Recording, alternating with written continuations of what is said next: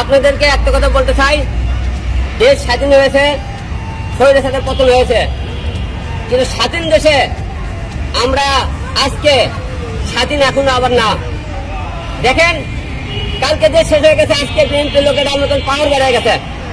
আজকে বিএনপি এসেছে, সবাই বলেছে আমি হলে যে বিএনপির বিরুদ্ধে কথা বলেছে, এই আন্দোলনে বলে আমি ছিলাম না।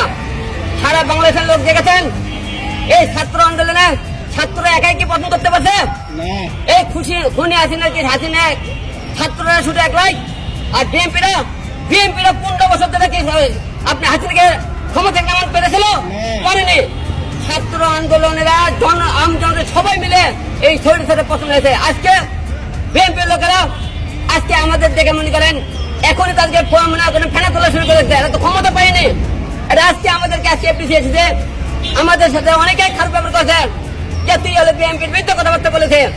তাহলে বিএনপির বিরুদ্ধে কি কথাবার্তা বলেছে আপনারা দেখেছেন? আমরা যখন কথাবার্তা বলেছিলাম এই ছাত্র আন্দোলনের মধ্যে, আমি আপনাকে দেখেন না, আমি নিজের জীবনের কথা বলে মনে করিনি। ঢাকা 17 আসলে যখন নির্বাচন হয়, নিজের জীবন বিজয় দিলাম জনগণের জন্য। যে কোনো জায়গায় যে কোনো অন্যায় প্রতিবাদ আমি দলন করেছি, কয়েকজন প্রতিবাদ করেছে। আপনারা দেখেন, আজকে বাংলাদেশের মৌলিক মানবতার ফিরিওয়ালা দেখেছেন, এই মানবতার ফিরিওয়ালাগুলো আপনারা দেখেছেন কতটা ছাত্র রাজনীতির সাথে ছিল, এই আন্দোলনের সাথে ছিল না। আজকে আমার সাথে যারা খারাপ ব্যবহার করেছে আপনারা দেখেছেন। আমি এই আন্দোলনের শুরু দেখেছিলাম, এখনো আছে। এবং আপনারা সবাই দেখেছেন যে বিএনপির টাইমে যখন যে রুল কমিটির বিরুদ্ধে মামলা করেছিলাম, এরকম মামলা আমরা নিজেরা কেউ করতে থাকি। আপনি দেখেছেন পুলিশ প্রশাসনের উপর থেকে ডিবি থেকে আমাকে জোর করে করা হয়েছে। আর একটা জিনিস ক্লিয়ার করে কয়েকদিন ছাত্ররা যে তারা বললো আমরা এই দলে 6 জন যে ডিবিতে যে বক্তব্য দিয়েছিল, ডিবিতে ওই ছাত্রদের বক্তব্য ছিল না, সেখানে বক্তব্য ছিল। ছাত্ররা বাইরে এসে বলিনি ওটা আমরা বক্তব্য আমরা নিজের দিতে হবে। এরকম আমরাও পরিস্থিতি শিখেছিলাম, যাতেই পরিস্থিতি শিখেছিলাম, কিন্তু আমরা ছাত্র আন্দোলনের সাথে ছিলাম না।